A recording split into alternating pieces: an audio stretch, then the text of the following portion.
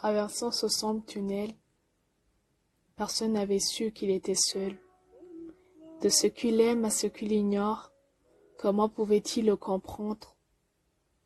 Toute sa vie s'était battu pour garder le cap.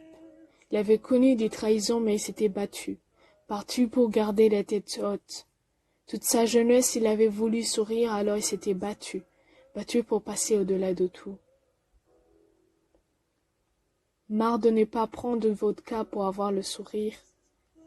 Marre qu'on ne comprenne pas le pourquoi de ses soupirs. Qui a dit que le temps guérisse les blessures? On les juge souvent de lâches. Alors comment on retire la force de nous le dire en face? Vous croyez que si c'est si facile, ils n'auraient pas tant d'envie de devenir des hommes si sûrs? Lui, il avait marre de son impuissance sur ses états d'âme, marre de voir sur ses joues couler des larmes. Déterminé à ne pas finir comme ça, mais la vie refusait de lui laisser le choix.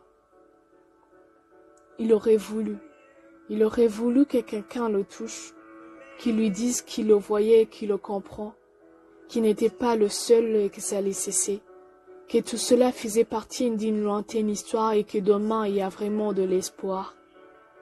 Mais le pire, c'est qu'à ce moment-là, il n'y avait personne. Personne pour détecter ce qui n'allait pas. Personne pour lui dire qu'il n'y avait pas raison. Alors peut-être que personne n'allait en pleurer.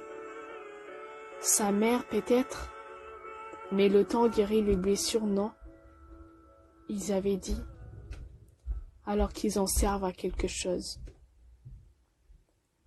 Prêt à sauter de ce bâtiment en 5 étages.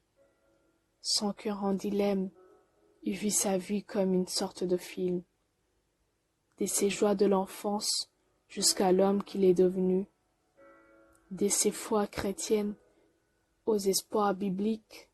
Alors comment mettre fin à cette souffrance pour en créer celle qui dure pour toujours dans ce fer ardent de tous les jours? Peut-être que c'était pas une solution aussi. Alors il descendit, tout doucement, regrettant chaque mot blanche, mais sûr que c'était pas une solution. Alors oui, il prie, du haut du ciel, il prie. Il prie celui qui lui avait donné la vie.